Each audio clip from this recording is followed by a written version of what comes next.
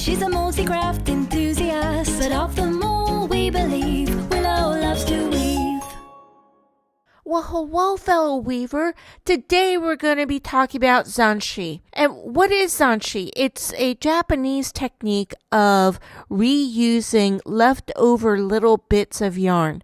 So basically what you're doing is you're just tying the yarn, little bits into one long piece and then using that as your weft. We have been asked whether you could use it as warp, and theoretically you could, but not sure how well the knots would hold up. It really does better as weft. And the reason you do this is because you've got a lot of scrap yarn and you don't know what to do with it. Now, most of our yarn that we transform into Zanshi actually come from leftover warp.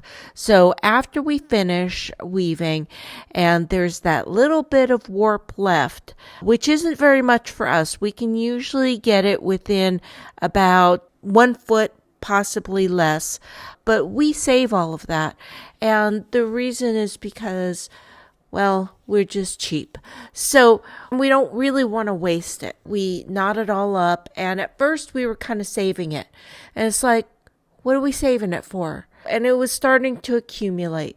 That's when we started actually weaving with it, and we really enjoy the look, especially when you've got a lot of different bright colors and they almost sort of, not really variegate, but it's a striping sort of look. It depends on, how you tie your colors together, etc. We really kind of like it.